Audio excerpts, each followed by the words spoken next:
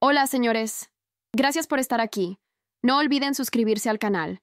¿Alguna vez has odiado tanto a alguien que el simple hecho de respirar el mismo aire te quemaba por dentro?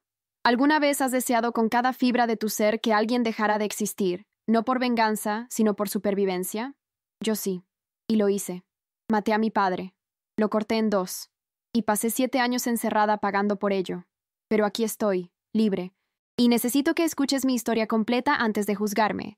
Porque lo que voy a contarte no es solo mi verdad, es la verdad que nadie quiso ver durante años. Esta es una historia que divide opiniones, que genera controversia, que hace que la gente se pregunte dónde está la línea entre la justicia y el crimen. Soy Gabriela, tengo 25 años, y esta es mi confesión. Mi infancia no fue como la de los demás niños. Mientras otros recordaban cumpleaños felices y tardes en el parque, yo recordaba gritos, portazos y el sonido inconfundible de los golpes. Mi padre, Carlos, era un hombre que para el mundo exterior era respetable. Trabajaba en una empresa de construcción, siempre bien vestido, siempre con una sonrisa para los vecinos. Pero en casa era un monstruo, un demonio que se alimentaba del miedo y del dolor. Mi madre, Elena, era su víctima perfecta. Sumisa, callada, con los ojos siempre rojos de tanto llorar en silencio. Recuerdo que desde muy pequeña, tal vez desde los 5 años, ya sabía que algo no estaba bien en mi hogar, pero no tenía las palabras para explicarlo, no tenía la fuerza para gritar. Las cosas empeoraron cuando cumplí 12 años. Mi padre comenzó a consumir drogas. Al principio eran solo los fines de semana, luego fue todos los días. Se encerraba en su habitación con bolsas blancas que yo no entendía pero que me daban miedo. Y cuando salía de ahí, sus ojos estaban vacíos, como si ya no hubiera nada humano dentro de él. Las palizas a mi madre se volvieron más frecuentes, más brutales. Y lo peor, lo absolutamente peor, es que descubrí algo que nunca debí saber. Una noche, al llegar tarde de la escuela, escuché ruidos extraños en la habitación de mis padres. La puerta estaba entreabierta, y lo vi. Vi cómo mi padre le daba algo de beber a mi madre, algo que la dejaba adormilada, confundida. Y luego la abusaba. Ella no podía defenderse, ni siquiera podía hablar. Solo lloraba en silencio mientras él hacía lo que quería con su cuerpo. Esa noche algo se rompió dentro de mí. No fue de inmediato, no fue una explosión. Fue como una grieta que se fue haciendo más grande cada día. Me pregunté por qué ella no se defendía, por qué no lo denunciaba, por qué no huía. Pero ahora entiendo que el miedo te paraliza, que el abuso te quiebra de formas que nadie puede imaginar. Mi madre era una sombra de lo que alguna vez fue. Y yo era solo una adolescente que cargaba con un secreto demasiado pesado para mis hombros. Intenté hablar con ella varias veces, pero me decía que todo estaba bien, que era mi imaginación, que no me metiera en problemas. Y yo, ingenua, quería creerle. Quería creer que las cosas mejorarían, que mi padre cambiaría, que un día despertaríamos y todo sería diferente. Pero no mejoró. Nunca mejoró. Cuando tenía 16 años, mi madre intentó dejarlo. Empacó algunas cosas, me tomó de la mano y salimos de la casa. Recuerdo que llovía esa noche, y yo pensé que tal vez la lluvia lavaría todo el dolor, todo el sufrimiento. Fuimos a casa de mi tía, hermana de mi madre. Ella nos recibió con los brazos abiertos. Nos dijo que todo estaría bien. Por 2 semanas, sentí algo parecido a la paz. Mi madre sonreía de nuevo. Yo podía dormir sin sobresaltos. Pero entonces él apareció. Mi padre llegó una noche, borracho y drogado, gritando en la puerta de mi tía. Decía que éramos suyas, que nadie podía quitárnosle, que si no regresábamos él haría que todos pagaran. Mi tía llamó a la policía, pero cuando llegaron, mi padre ya se había calmado. Les dijo que solo quería ver a su familia, que lo extrañábamos, que era un malentendido. Y ellos, los malditos policías, le creyeron. Dijeron que no podían hacer nada si no había una denuncia formal. Mi madre, aterrada, no dijo nada. Y yo, cobarde, tampoco. Regresamos a casa. Y todo empeoró. Mi padre nos castigó por haber intentado huir. Encerró a mi madre en la habitación durante días. Le quitó el teléfono. Le cortó el contacto con el mundo exterior. A mí me prohibió salir excepto para ir a la escuela. Pero en la escuela no podía concentrarme. No podía aprender. No podía fingir que todo estaba bien. Mis notas bajaron. Mis amigas se alejaron. Y yo me convertí en una sombra, igual que mi madre. Los profesores notaron algo.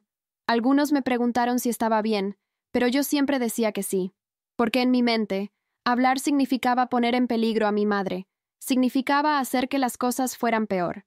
Así que me callé, y el silencio se convirtió en mi cárcel. Los años pasaron y yo crecí con un odio que se acumulaba en mi pecho como una tormenta. Cumplí 18 años y pensé en irme, en huir sola, en salvarme. Pero no podía dejar a mi madre. No podía abandonarla con ese monstruo. Así que me quedé. Conseguí un trabajo medio tiempo en una tienda. Ahorraba cada centavo que podía, pensando que algún día tendríamos suficiente para irnos lejos, muy lejos. Pero mi padre descubrió mi dinero. Una tarde llegué a casa y encontré mi habitación destrozada. Mi colchón estaba rajado, mis cajones vacíos, y él estaba en la sala, contando mis billetes, riéndose. Me dijo que ese dinero era suyo, que todo en esa casa era suyo, incluyéndonos a nosotras. Esa noche por primera vez yo le grité. Le dije que era un desgraciado, que ojalá se muriera, que lo odiaba con toda mi alma. Y él, sin decir una palabra, se levantó y me golpeó tan fuerte que caí al suelo. Mi madre gritó, trató de interponerse, y él la golpeó a ella también. Esa noche dormí con el ojo morado y el corazón roto. Pero algo cambió en mí después de eso. Dejé de tener miedo. O tal vez el miedo se convirtió en algo más oscuro, más peligroso. Empecé a planear. No sabía qué exactamente, pero sabía que algo tenía que cambiar. No podíamos seguir así. Mi madre estaba cada vez más delgada, más pálida, más ausente. Y yo estaba cansada de ser una víctima. Empecé a investigar, a leer en internet sobre casos de abuso, sobre cómo otras mujeres habían escapado. Pero todas las historias terminaban igual. O el abusador las mataba, o ellas vivían escondiéndose para siempre. Y yo no quería ninguna de esas opciones. Quería que él pagara. Quería que dejara de existir. Y sé que suena terrible. Sé que suena como si yo fuera una asesina fría, pero no lo era. Era solo una chica desesperada que no veía otra salida. Un día, mientras limpiaba el garaje, encontré algo. Una sierra eléctrica vieja que mi padre usaba para sus trabajos. Estaba oxidada, polvorienta, olvidada. Y en ese momento, una idea comenzó a formarse en mi mente. Una idea horrible, pero liberadora. ¿Y si él simplemente desapareciera? ¿Y si un día dejara de respirar, de gritar, de golpear? ¿Y si pudiéramos vivir en paz? Guardé esa idea en lo más profundo de mi mente, sin atreverme a decirla en voz alta, ni siquiera a mí misma. Pero estaba ahí, creciendo, alimentándose de cada nuevo golpe, de cada nueva humillación. Y yo sabía que algún día esa idea se convertiría en acción. Los meses siguientes fueron una tortura. Mi padre empeoró. Sus deudas con los vendedores de droga crecieron, y ellos empezaron a aparecer en nuestra casa, amenazándolo, amenazándonos. Uno de ellos, un tipo con tatuajes en el cuello y ojos de serpiente, me miró de una forma que me hizo sentir sucia. Le dijo a mi padre que si no pagaba, tal vez yo podría pagar de otra forma. Mi padre solo se rió. No me defendió. No dijo nada. Y yo supe en ese momento que para él, yo no era su hija. Era solo otra cosa que podía usar, vender o destruir. Esa noche tuve pesadillas. Soñé que ese hombre regresaba, que me llevaba, que mi padre me entregaba a cambio de unas cuantas bolsas blancas. Y desperté gritando, sudando, con el corazón latiendo tan fuerte que pensé que me iba a explotar. Hablé con mi madre sobre lo que había pasado. Ella lloró, me abrazó, me dijo que no permitiría que nadie me tocara. Pero yo sabía que sus palabras eran vacías. Ella no tenía poder, no tenía fuerza. Ella era tan víctima como yo. Así que decidí hacer algo. Fui a la policía, sola, sin decirle a nadie. Entré a la comisaría con las manos temblorosas y el corazón en la garganta. Le conté todo a un oficial. Los golpes, las drogas, los abusos, las amenazas.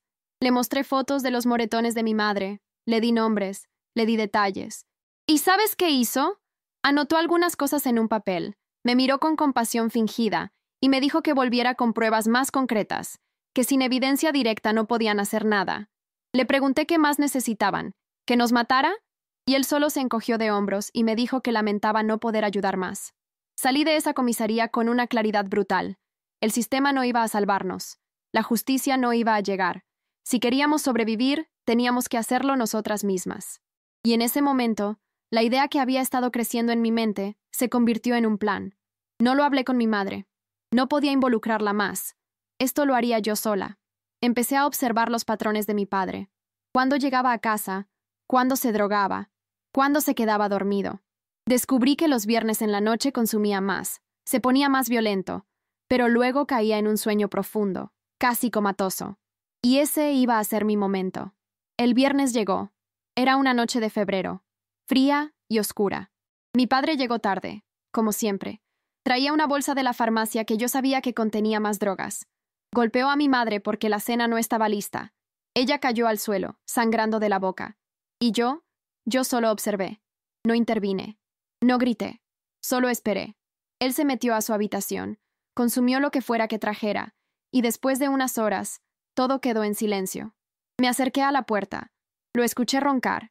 Abrí lentamente. Estaba tirado en la cama, completamente inconsciente. Mi madre estaba en el baño, limpiándose la sangre. Y yo fui al garaje. Tomé la sierra eléctrica. La conecté. El sonido me hizo temblar, pero no me detuve. Subí las escaleras con ese peso en mis manos, con ese zumbido eléctrico que parecía gritarme que me detuviera, que esto estaba mal, que había otra forma. Pero no la había. Yo lo sabía. Entré a la habitación. Él seguía dormido. Y entonces lo hice. No voy a entrar en detalles gráficos, pero lo hice. Lo corté en dos. Y mientras lo hacía, no sentí remordimiento, no sentí nada. Solo sentí que estaba liberando a mi madre, liberándome a mí misma.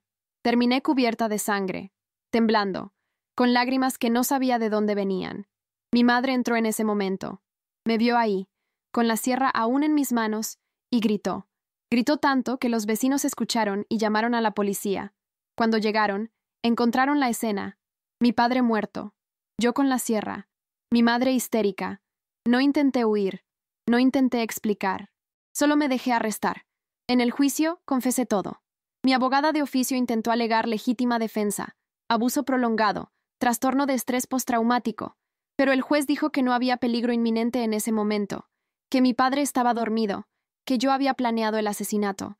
Me condenaron a 12 años, pero por buena conducta salí en 7. 7 años en prisión no fueron fáciles, pero tampoco fueron peor que vivir con mi padre. En prisión aprendí a leer mejor, terminé mi educación secundaria, incluso hice algunos cursos. Conocí a otras mujeres que habían vivido situaciones similares, y aunque muchas me juzgaron, algunas me entendieron. Mi madre me visitó solo una vez. Me dijo que me amaba, que me perdonaba, pero que no podía verme más porque le recordaba demasiado esa noche. Y yo lo entendí. Ambas perdimos algo esa noche. Ella perdió su libertad de una forma, yo perdí la mía de otra. Pero ahora estoy afuera, libre. Respiro aire fresco.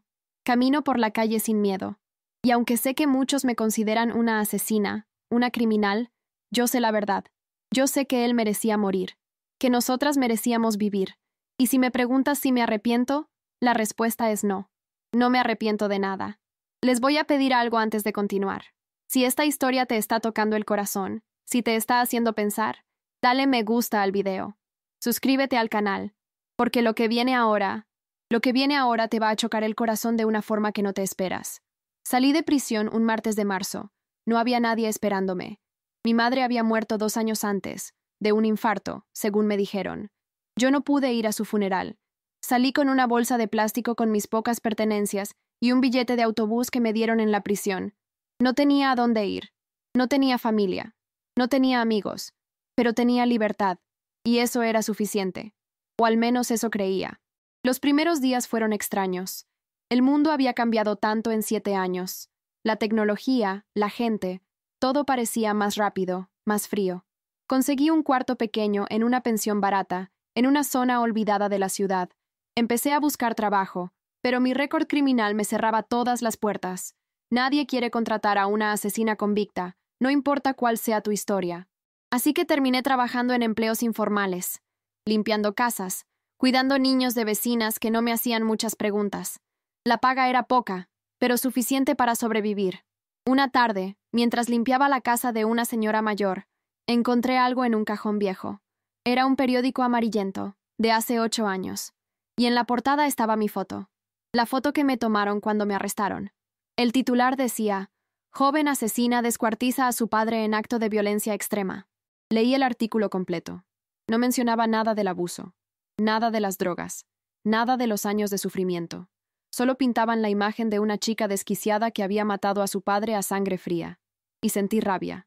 rabia porque nadie había contado mi versión, porque nadie había querido escuchar. Decidí que era momento de hablar. Creé un perfil anónimo en redes sociales y empecé a contar mi historia, poco a poco, día tras día, y las reacciones fueron mixtas. Algunos me apoyaban, me decían que era valiente, que había hecho lo correcto. Otros me insultaban, me decían que era una asesina, que no había justificación para lo que hice. Y hubo un grupo que me inquietó. Personas que me escribían diciendo que ellos también vivían en situaciones similares, que también querían matar a sus abusadores pero tenían miedo, y yo no sabía qué decirles. No podía alentarlos a hacer lo que yo hice, pero tampoco podía decirles que se quedaran callados.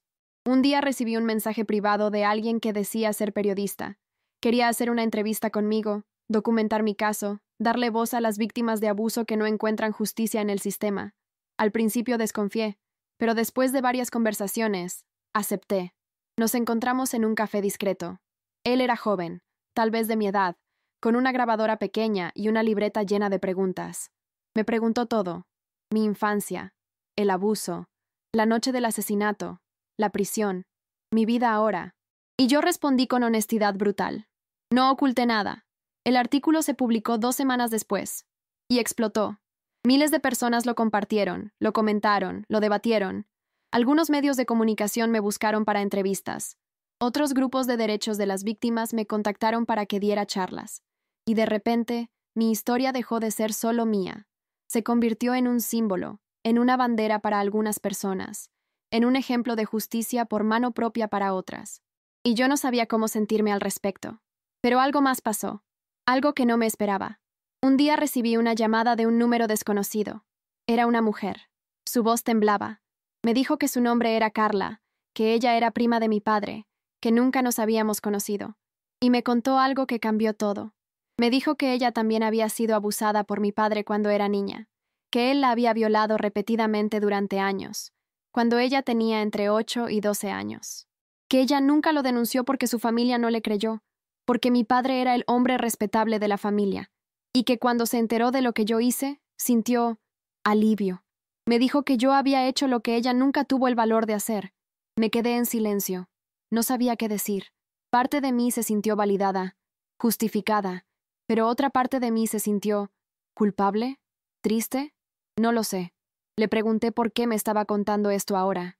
Y ella me dijo que porque necesitaba que alguien supiera la verdad sobre quién era realmente mi padre, que no era solo un monstruo con nosotras, sino con muchas más personas, que su muerte probablemente salvó a otras posibles víctimas. Y esas palabras se quedaron conmigo durante días. Empecé a investigar más. Hablé con otras personas que conocieron a mi padre, y descubrí cosas que nunca supe. Que él había sido arrestado 2 veces por violencia doméstica antes de casarse con mi madre, pero los casos fueron desestimados. Que había sido despedido de varios trabajos por acoso sexual. Que varias mujeres en el vecindario tenían historias de él intentando propasarse con ellas. Y me di cuenta de que mi padre no era solo mi monstruo personal, era el monstruo de muchas personas. Y nadie lo había detenido. Nadie excepto yo. Pero eso no hizo que me sintiera mejor. De hecho, me hizo sentir peor. Porque me di cuenta de que el sistema había fallado no solo conmigo, sino con todas sus víctimas, y que yo había tenido que convertirme en lo que más odiaba, una asesina, para detenerlo. Y eso es algo con lo que tengo que vivir todos los días. Una noche, no pude dormir. Me quedé despierta pensando en todo, en mi madre, en mi padre, en las otras víctimas, en mi vida en prisión, en mi vida ahora, y me pregunté si valió la pena. Si mi libertad, esta libertad que tengo ahora, valió 7 años de encierro. Y la respuesta es, no lo sé. Hay días en que creo que sí, que hice lo correcto, que salvé a mi madre y a mí misma. Pero hay días en que me despierto con pesadillas, viendo la sangre, escuchando el sonido de la sierra, sintiendo el peso de lo que hice. Y en esos días, no estoy tan segura. Lo que sí sé es que el sistema está roto. Que hay miles de mujeres, de niños, de personas que están viviendo en situaciones como la que yo viví. Y que muchos de ellos no van a sobrevivir, porque el sistema no los va a salvar. La policía no los va a ayudar. Los jueces no los van a proteger. Y eventualmente, algunos de ellos van a hacer lo que yo hice. Y van a terminar en prisión. Y el ciclo va a continuar. ¿Y sabes qué es lo más triste? Que yo me convertí en una estadística, en un número, en un caso de estudio, en un ejemplo de lo que no se debe hacer. Pero nadie habla de por qué llegué a ese punto. Nadie habla de los años de abuso, de negligencia, de abandono por parte de las autoridades. Solo hablan de la noche en que maté a mi padre, y eso es lo único que la gente recuerda. Los enigmas empezaron a resolverse de formas que nunca imaginé. Un día, un detective retirado me contactó. Había trabajado en casos de abuso en la ciudad donde yo crecí. Me dijo que recordaba haber recibido una llamada anónima sobre mi familia años atrás, pero que cuando fueron a investigar, mi padre los convenció de que todo estaba bien, y que él siempre se arrepintió de no haber insistido más. Me pidió perdón, y yo no supe qué decirle, porque ¿de qué sirve un perdón cuando todo ya está hecho? Luego apareció alguien más, un hombre que había sido compañero de trabajo de mi padre. Me contó que él sabía que mi padre consumía drogas, que lo había visto comprar en varias ocasiones, pero que nunca dijo nada porque no quería meterse en problemas, y que ahora, después de leer mi historia, sentía que debía hablar. Me dijo que si hubiera hablado en su momento, tal vez las cosas habrían sido diferentes. Y otra vez, ¿de qué sirve?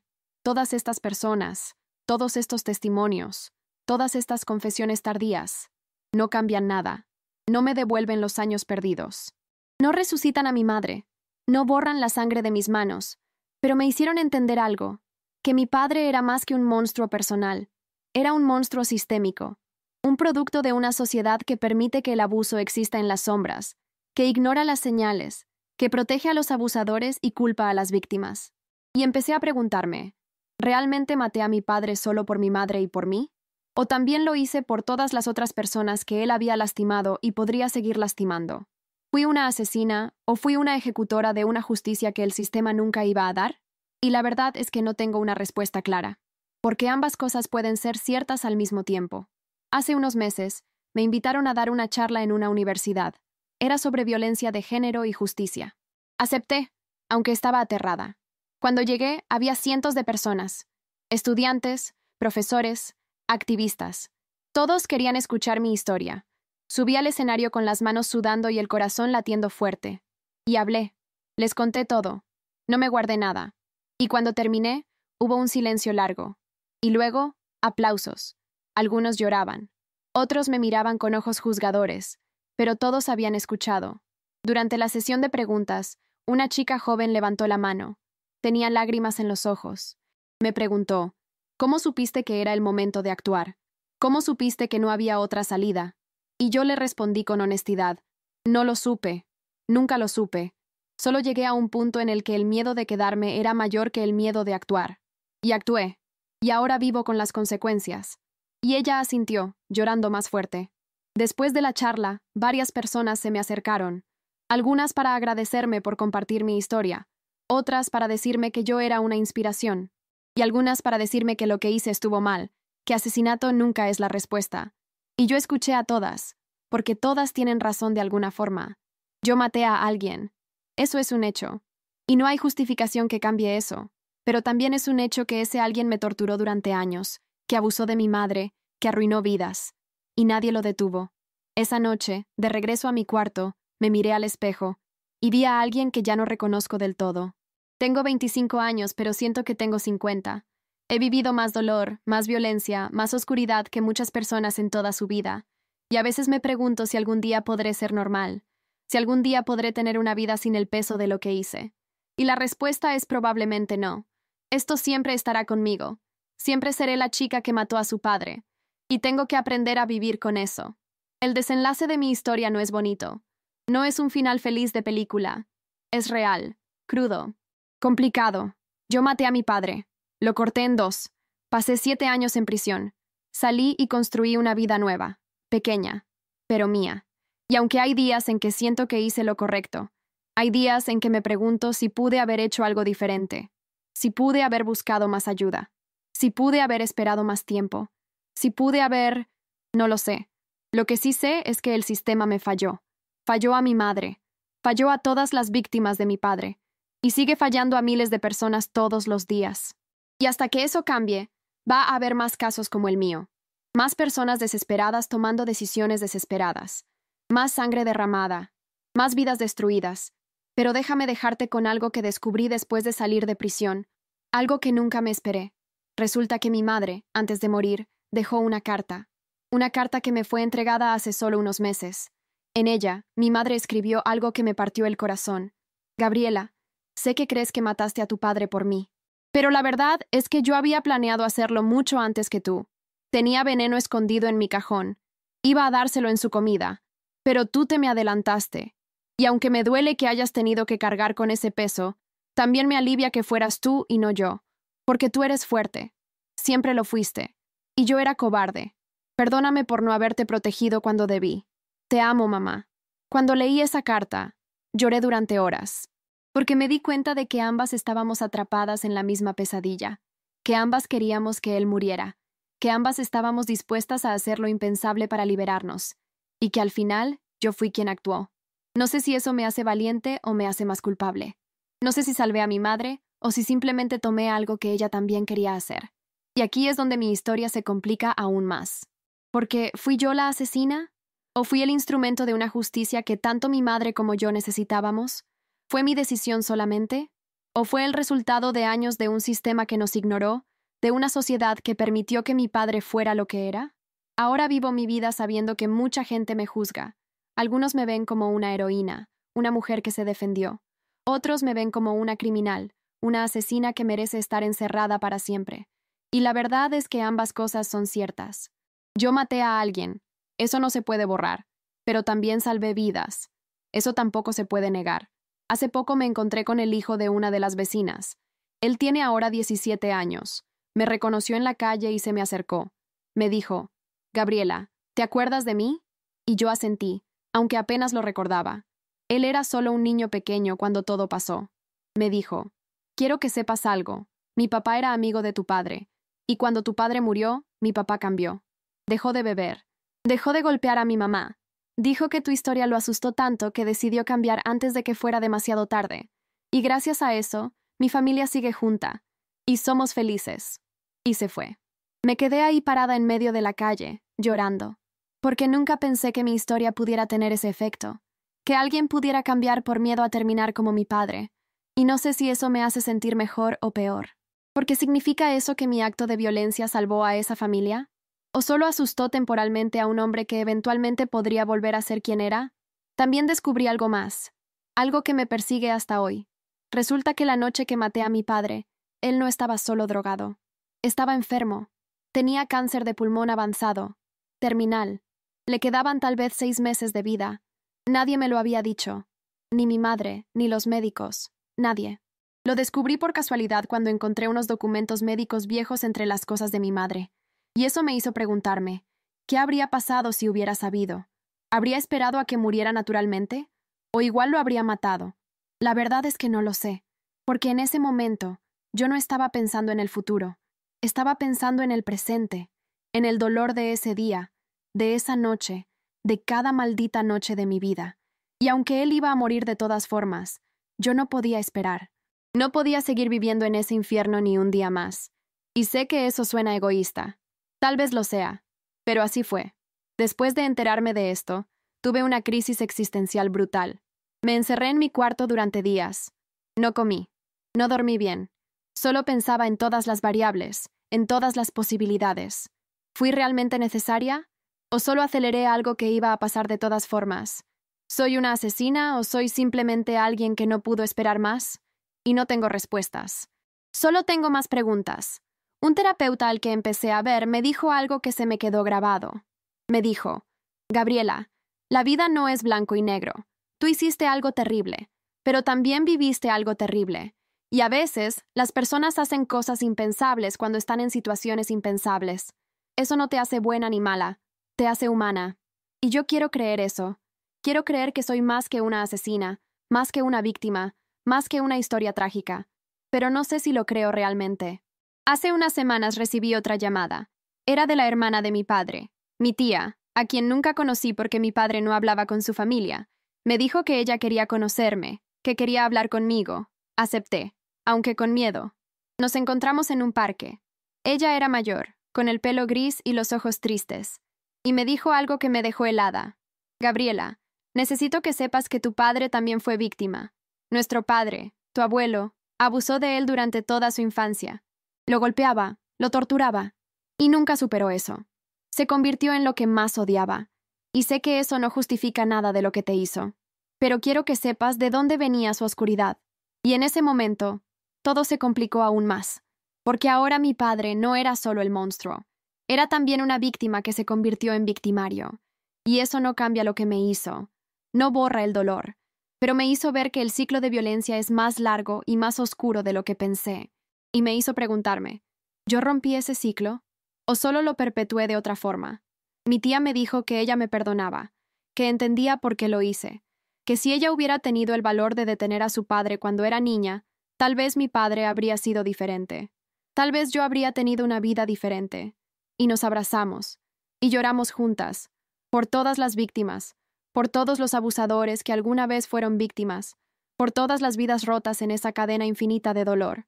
Pero eso no me dio paz, solo me dio más peso, porque ahora sé que mi historia no es solo mía, es parte de algo más grande, de generaciones de abuso, de silencio, de violencia que pasa de padre a hijo, de víctima a victimario.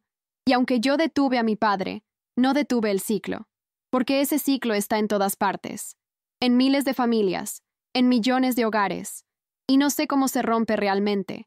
He pensado mucho en qué legado dejo. Cuando muera, ¿qué van a recordar de mí? ¿La chica que mató a su padre?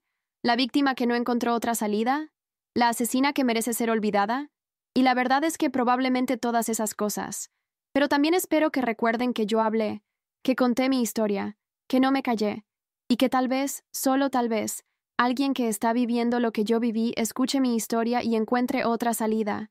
Una salida que no implique sangre, ni prisión, ni el peso de haber quitado una vida. Aunque siendo honesta, no sé cuál es esa salida. Porque yo intenté todo antes de llegar a ese punto.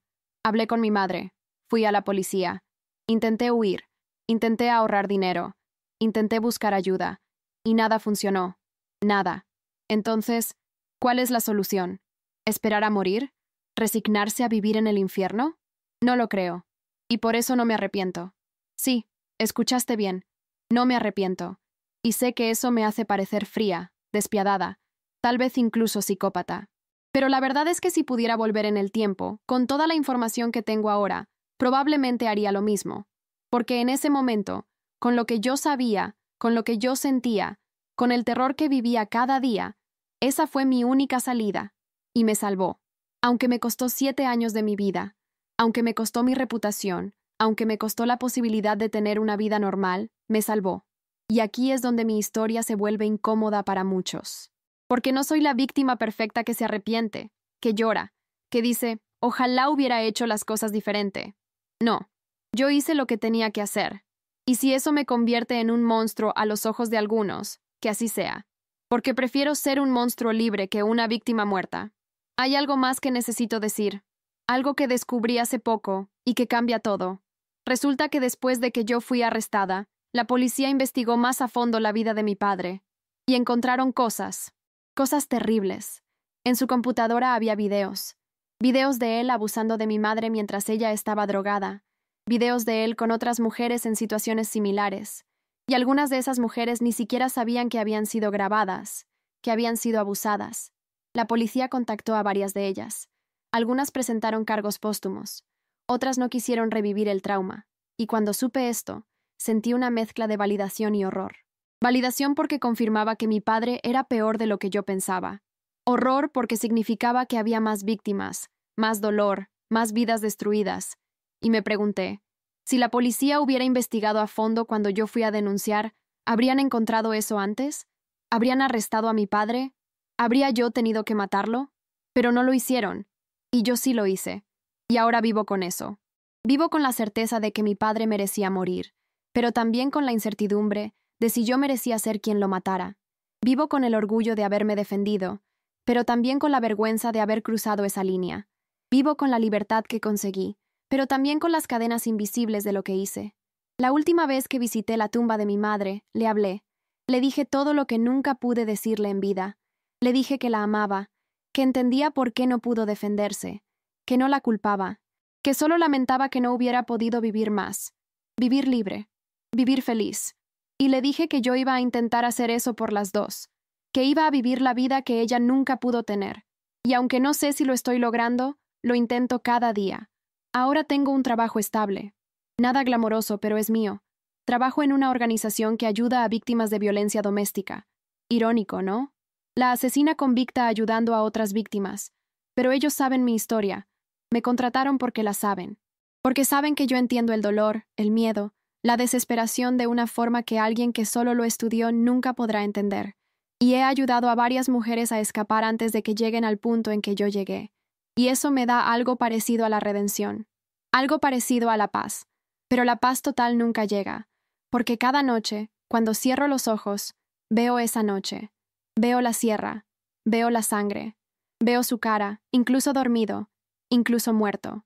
Y me pregunto si algún día esas imágenes se irán. Y la respuesta es probablemente no. Viviré con esto hasta el día que muera. Y tal vez eso sea mi verdadera condena. No los 7 años en prisión, sino los años de vida con estos recuerdos. Pero también vivo con la certeza de que salvé a mi madre de más sufrimiento, de que me salvé a mí misma, de que detuve a un depredador que probablemente habría seguido destruyendo vidas. Y si eso me hace una asesina, que así sea. Si eso me hace una criminal, que así sea. Porque también me hace una sobreviviente, y eso es lo que elijo ser. La moraleja de mi historia no es bonita. No es busca ayuda o confía en el sistema porque yo hice eso y no funcionó. La moraleja es cruel y es real. A veces el sistema falla. A veces la justicia no llega. Y a veces las víctimas tienen que convertirse en verdugos para sobrevivir. Y eso no está bien. No debería ser así. Pero es la realidad para muchas personas. Y hasta que eso cambie, va a haber más casos como el mío. ¿Fui yo una heroína? No. Los héroes no matan a sangre fría. ¿Fui yo una villana? Tampoco. Los villanos no tienen razones. Yo tuve razones. Demasiadas razones. Entonces, ¿qué soy?